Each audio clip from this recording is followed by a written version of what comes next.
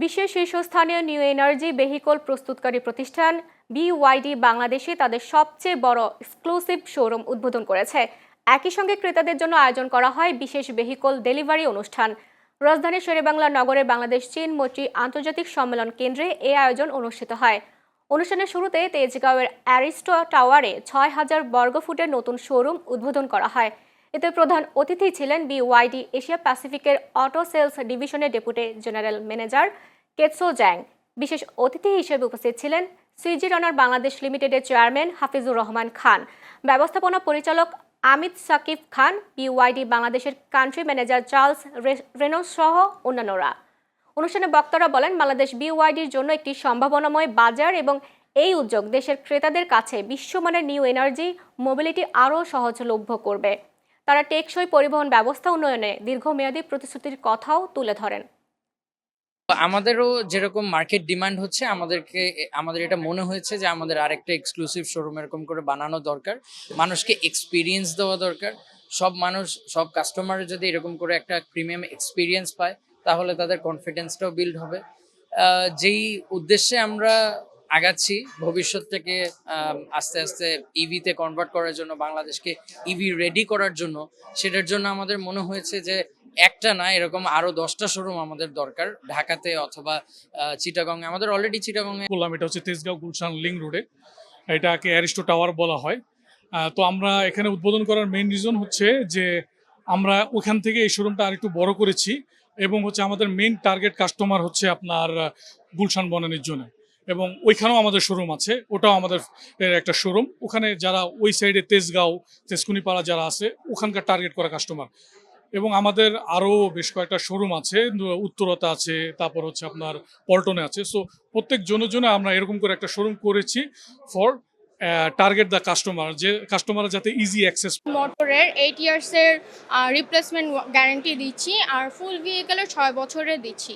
আর free service হচ্ছে Sealand 5-এ 3 বছরের 6টা ফ্রি সার্ভিস পাবেন। আর স্পেয়ার পার্টস, যেটা বাংলাদেশের কাস্টমারদের বেশিরভাগই কনসার্ন থাকে spare parts and after sale service.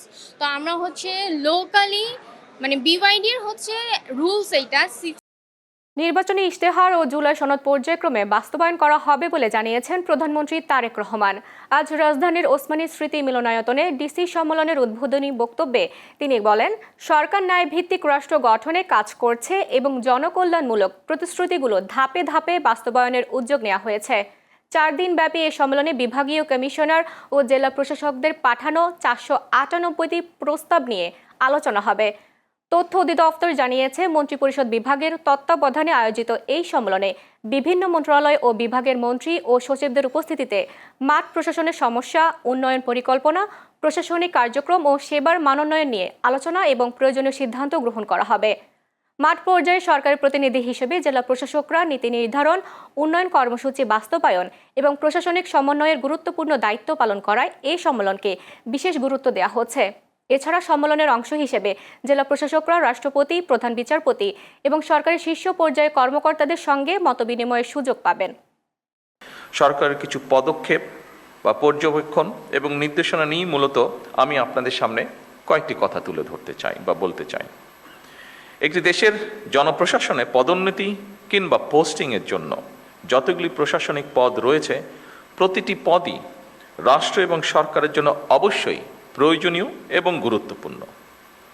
সুতরাং শুধুমাত্র পদোন্নতি কিংবা নিজেদের পছন্দের জায়গায় পোস্টিংয়ের জন্য পেশাদারিত্বের সঙ্গে আপোষ করলে সংশ্লিষ্ট কর্মকর্তারা সাময়িকভাবে হয়তো লাভবান হতে পারেন, তবে সেটি আমি ব্যক্তিগতভাবে যেটা মনে করি, তবে সেটি সার্বিকভাবে জনপ্রশাসনের দক্ষতা এবং নিরপেক্ষতার উপরে একটা নেতিবাচক প্রভাব ফেলে। টানা কয়েকদিনের বৃষ্টি ও উজান থেকে নেমে আসা পাহাড়ি ঢলে হাওর অববাহিকার প্রধান নদ নদীগুলোর পানি এখনও বিপদসীমার ওপর দিয়ে প্রবাহিত হচ্ছে। বন্যা পূর্বাভাস সতর্কীকরণ কেন্দ্র জানিয়েছে, উত্তর পূর্বাঞ্চলের হাওর অববাহিকা ও উজানের 6 জেলায় আগামী 7 মে পর্যন্ত স্বাভাবিকের চেয়ে বেশি বৃষ্টিপাত অব্যাহত থাকতে পারে। পাহাড়ি ঢল ও অতিবৃষ্টির কারণে সৃষ্ট জলাবদ্ধতায় জেলাগুলোর নিম্নাঞ্চল ও হাওর পাড়ের মানুষের দুর্ভোগ চরম আকার ধারণ করেছে। বিস্তীর্ণ ফসলি জমি পানিতে তলিয়ে যাওয়ায় ক্ষতির মুখে পড়েছেন কৃষকরা। এদিকে বন্যায় ক্ষতিগ্রস্ত হাওড় অঞ্চলে কৃষকদের সহায়তায় বিশেষ উদ্যোগ নিয়েছে সরকার। নির্ধারিত সময়ের আগে আজ থেকে হাওড় এলাকায় 6 জেলায় বোরো ধান ও চাল সংগ্রহ কার্যক্রম শুরু হয়েছে। বাসায় লই যাইতেছে গা, হ্যাঁ, এরপরে লই নাই ধান কাটতে মনে করেন গেরা আইতেছে, এই গেরা ফসতেছে, আমরা রিজিকের মধ্যে আঘাত হয়ে গেছে গা। ঋণ অনেক ঋণগ্রস্ত হয়েছে, লোন আনছি, কিস্তি দিয়ে আমরা গৃহস্থী করছি। এখন ধান কলার মাঝেও ধান গেরা আইতেছে, আরও ধান বুড়তেছে, শুকাইতেই পারি না। 100 মণ ধান আছে টালের মাঝে, যেগুলো নষ্ট হই পানিত ফালাইল আছে আরো কতলা, যে 3 কেজি মেঘ আসে আর 3 দিন আগে মেঘের। পবিত্র হজ পালনের উদ্দেশ্যে বাংলাদেশ থেকে এখন পর্যন্ত 108টি হজ ফ্লাইটে মোট 43,019 জন হজযাত্রী সৌদি আরবে পৌঁছেছেন। হজ সম্পর্কিত সর্বশেষ বুলেটিন অনুযায়ী এখন পর্যন্ত 7 জন বাংলাদেশি হজযাত্রীর মৃত্যু হয়েছে। এর মধ্যে 5 জন মক্কায় এবং 2 জন মদিনায় মারা গেছেন।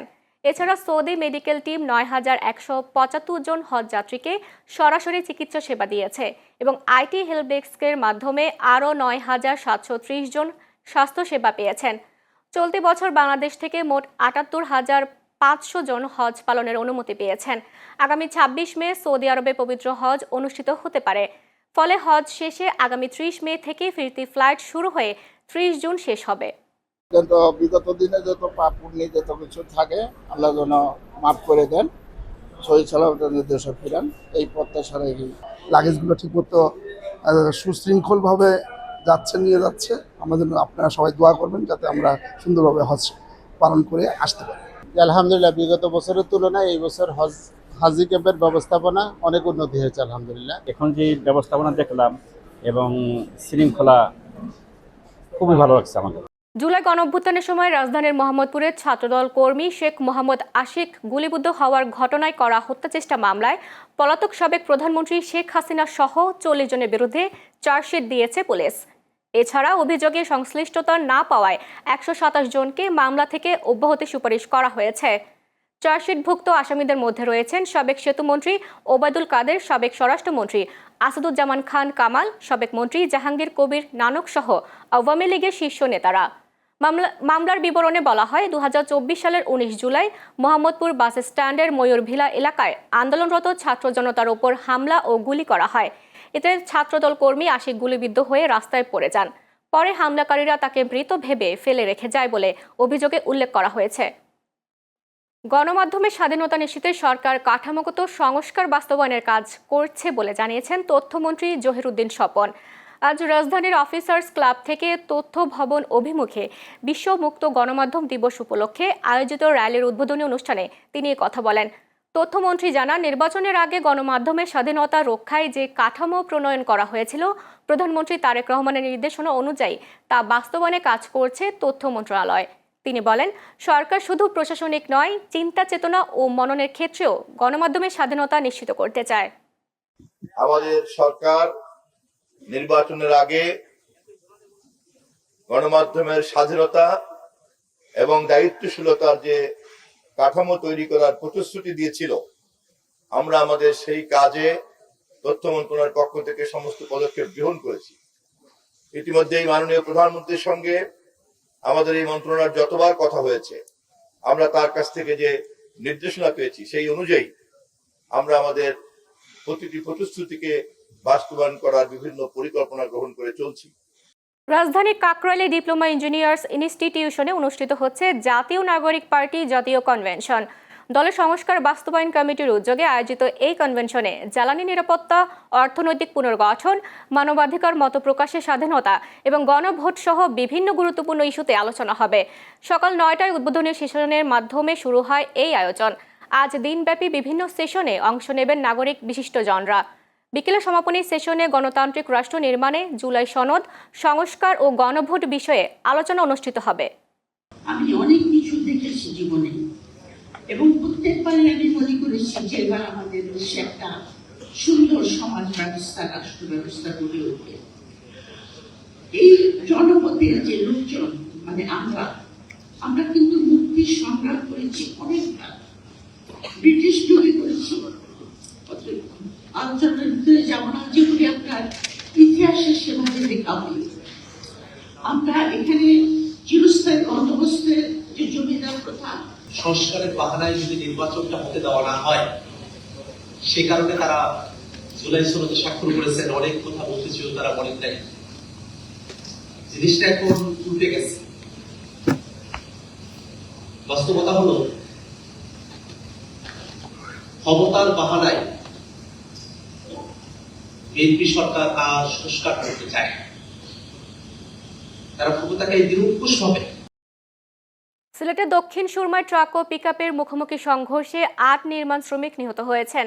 আজ সকাল ৬টার দিকে তেলিবাজার ব্রিজ সংলগ্ন এলাকায় এই দুর্ঘটনা ঘটে। সিলেট মেট্রোপলিটন পুলিশের উপপুলিশ কমিশনার মোহাম্মদ রিয়াজুল কবির জানিয়েছেন, নিহতরা একটি ডিআই পিকআপে করে নির্মাণ কাজের উদ্দেশ্যে সুনামগঞ্জ যাচ্ছিলেন। পথে বিপরীত দিক থেকে আসা একটি ট্রাকের সঙ্গে মুখোমুখি সংঘর্ষ হলে ঘটনাস্থলেই তাদের মৃত্যু হয়। দুর্ঘটনার খবর পেয়ে দ্রুত ঘটনাস্থলে ফায়ার সার্ভিস ও পুলিশের সদস্যরা পৌঁছে উদ্ধার কার্যক্রম শুরু করে। Sylhet metropolitan police commissioner Abdul Quddus Chowdhury জানান, দুর্ঘটনার কারণ অনুসন্ধানে কাজ করছে আইন শৃঙ্খলা বাহিনী। ময়মনসিংহের হালুয়াঘাটে প্রাথমিক বিদ্যালয় গোল্ড কাপ ফুটবল টুর্নামেন্টের উপজেলা পর্যায়ের ফাইনাল প্রতিযোগিতা সম্পন্ন হয়েছে। শনিবার বিকেলে হালুয়াঘাট সরকারি আদর্শ উচ্চ বিদ্যালয় মাঠে উপজেলা প্রশাসন ও উপজেলা প্রাথমিক শিক্ষা অফিসের যৌথ আয়োজনে চূড়ান্ত প্রতিযোগিতা অনুষ্ঠিত হয়। ফাইনাল খেলায় প্রধান অতিথি থেকে বিজয়ী বালক ও বালিকা দলের খেলোয়াড়দের হাতে পুরস্কার তুলে দেন ময়মনসিংহ ১ আসনের সংসদ সদস্য সালমান ওমর রুবেল। উপজেলা নির্বাহী কর্মকর্তা ফয়সাল আহমেদের সভাপতিত্বে অনুষ্ঠানে বিশেষ অতিথি ছিলেন উপজেলা প্রাথমিক শিক্ষা কর্মকর্তা সেলিমা খাতুন ও হালুয়াঘাট উপজেলা জামায়াতে ইসলামীর আমির মোয়াজ্জেম হোসেন সহ অন্যান্যরা। কুমিল্লায় হামে আক্রান্ত হয়ে আরও এক শিশু মৃত্যু হয়েছে। ৯ মাস বয়সী আরশ সদর দক্ষিণ উপজেলার তারাপুর গ্রামের আবুল কালামের ছেলে। শনিবার রাতে কুমিল্লা মেডিকেল কলেজ হাসপাতালের হাম আইসোলেশন কক্ষে তার মৃত্যু হয়। বিষয়টি নিশ্চিত করেছেন কুমিল্লা মেডিকেল কলেজ হাসপাতালের শিশু বিভাগের প্রধান ডাক্তার মিয়া মঞ্জুর আহমেদ। তিনি জানান, আরশ নিউমোনিয়ায় আক্রান্ত ছিল, তবে স্বজনরা দেরিতে হাসপাতালে নিয়ে আসায় শিশুটির সংক্রমণ গুরুতর আকার ধারণ করে। এতে শারীরিক জটিলতা বেড়ে গেলে শনিবার রাতে তার মৃত্যু হয়। এ নিয়ে কুমিল্লায় হাম উপসর্গ নিয়ে ৬ শিশুর মৃত্যু হয়েছে। এর মধ্যে ৩ জনের মৃত্যু হয়েছে ঢাকায় এবং বাকি ৩ জন কুমিল্লায় মারা গেছে। চট্টগ্রামের শাহ আমানত আন্তর্জাতিক বিমানবন্দরে অভিযান চালিয়ে বিপুল পরিমাণ সিগারেট জব্দ করেছে কর্তৃপক্ষ। শনিবার রাতে আন্তর্জাতিক আগমন হলে এই অভিযান পরিচালনা করা হয়। বিমানবন্দর কর্তৃপক্ষ জানায়, মাস্কাট থেকে আসা সালাম এয়ারের একটি ফ্লাইটের এক যাত্রীর লাগেজে তল্লাশি করে 280 কার্টন সিগারেট উদ্ধার করা হয়। একই সময় আগমন হলের ১ নম্বর লাগেজ বেল্টে যাত্রীবিহীন অবস্থায় আরও 1065 কার্টন সিগারেট পাওয়া যায়। আটক ব্যক্তি হল মোহাম্মদ শামসুদ্দিন। অভিযানে বিমানবন্দর এনএসআই ও ডিজিএফআই এর নেতৃত্বে কাস্টমস শাখা ও কাস্টমস ইন্টেলিজেন্স অংশ নেয়। বিমানবন্দর কর্তৃপক্ষ জানিয়েছে, আমদানি নিষিদ্ধ পণ্যের অনুপ্রবেশ রোধ ও রাজস্ব ফাঁকি ঠেকাতে নজরদারি অব্যাহত থাকবে। জাতীয়তাবাদী শ্রমিক দলের ৪৭তম প্রতিষ্ঠা বার্ষিকী উপলক্ষে গাইবান্ধায় কেক কাটা, দোয়া মাহফিল ও আলোচনা সভা অনুষ্ঠিত হয়েছে। শনিবার গাইবান্ধা কেন্দ্রীয় বাস টার্মিনাল চত্বরে জেলা শ্রমিক দলের উদ্যোগে কর্মসূচির আয়োজন করা হয়। অনুষ্ঠানে প্রধান অতিথি ছিলেন গাইবান্ধা জেলা বিএনপির সাধারণ সম্পাদক মাহমুদুর নবী টিটুল। অনুষ্ঠানে সভাপতিত্ব করেন মোহাম্মদ মোস্তফা কামাল রহমান। সভায় বিশেষ অতিথি ছিলেন জেলা শ্রমিক দলের সভাপতি অ্যাডভোকেট কাজী আমিরুল ইসলাম ফকু, সাধারণ সম্পাদক মোহাম্মদ হুমায়ুন হাক্কানি ও জেলা ছাত্রদলের সভাপতি খন্দকার জাকারিয়া আলম জিম সহ অন্যান্যরা। দেশের সামগ্রিক অর্থনৈতিক উন্নয়ন নিশ্চিত করতে হলে প্রথমেই কৃষকের অর্থনীতিকে শক্তিশালী করতে হবে বলে জানিয়েছেন কৃষিমন্ত্রী আমিনুর রশিদ ইয়াসিন। তিনি বলেন, কৃষকের অর্থনীতি যতক্ষণ না শক্তিশালী হবে ততক্ষণ পর্যন্ত এদেশের অর্থনীতি শক্তিশালী হবে না। শনিবার কুমিল্লায় শহীদ ভাষা সৈনিক ধীরেন্দ্রনাথ দত্ত স্টেডিয়াম জিমনেশিয়ামে নতুন করে স্পোর্টসের জেলা পর্যায়ের উদ্বোধনী অনুষ্ঠান শেষে সাংবাদিকদের তিনি এসব কথা বলেন। মন্ত্রী জানান, প্রাকৃতিক দুর্যোগে চরম ক্ষতিগ্রস্ত কৃষকদের সহায়তায় সরকারের তহবিল বৃদ্ধির উদ্যোগ নেওয়া হয়েছে। অনুষ্ঠানে ভিক্টোরিয়া সরকারি কলেজের অধ্যক্ষ প্রফেসর মোহাম্মদ আবুল বাশার ভূঁইয়ার সভাপতিত্বে বিশেষ অতিথি ছিলেন কুমিল্লা সিটি কর্পোরেশনের প্রশাসক ইউসুফ মোল্লা টিপু ও অতিরিক্ত জেলা প্রশাসক সাইফুল ইসলাম সহ অনেকে। জুলাই সনদ ও গণভোটের রায় বাস্তবায়ন সহ জনদুর্ভোগ লাঘবের দাবিতে কেন্দ্রীয় কর্মসূচির অংশ হিসেবে সিরাজগঞ্জে বিক্ষোভ মিছিল ও সমাবেশ করেছে 11 দলীয় ঐক্য জোট। শনিবার বিকেলে শহরের বাজার স্টেশন করিতলা মুক্তির সোপানে সংক্ষিপ্ত সমাবেশ অনুষ্ঠিত হয়। সমাবেশে প্রধান অতিথির বক্তব্য রাখেন সিরাজগঞ্জ জেলা জামায়াতের আমির মোহাম্মদ শাহিনুর আলম। এ সময় বক্তব্য রাখেন সিরাজগঞ্জ জেলা জামায়াতের সেক্রেটারি মোহাম্মদ জাহিদুল ইসলাম, বাংলাদেশ খেলাফত মজলিসের জেলা সেক্রেটারি আমজাদ হোসেন ও জাতীয় যুব শক্তি জেলা কমিটির আহ্বায়ক আব্দুল্লাহ আল মামুন সহ অনেকে। ভাত দে, কাজ দে, নইলে হকার বসতে দে, এই স্লোগানে গাজীপুর মহানগরীর কোনাবাড়িতে উচ্ছেদকৃত হকাররা মানববন্ধন করেছেন। রোববার সকাল 11টায় মহানগরীর কোনাবাড়ি বাস স্ট্যান্ড এলাকায় ফ্লাইওভারের নিচে এই মানববন্ধন অনুষ্ঠিত হয়। এ সময় উচ্ছেদকৃত হকাররা বলেন, তাদের পুনর্বাসন না করা পর্যন্ত ফুটপাতে বসতে দেয়া হোক। ফুটপাত থেকে উচ্ছেদের পর থেকেই তারা অনাহারে অর্ধহারে দিন অতিবাহিত করছে। তারা পুনর্বাসনের দাবি জানিয়ে প্রধানমন্ত্রীর দৃষ্টি আকর্ষণ করেন। সম্প্রতি গাজীপুর সিটি কর্পোরেশনের পক্ষ থেকে জনসাধারণের চলাচল নির্বিঘ্নে করতে অবৈধভাবে ফুটপাত দখল করে রাখা দোকানপাট উচ্ছেদ করা হয়।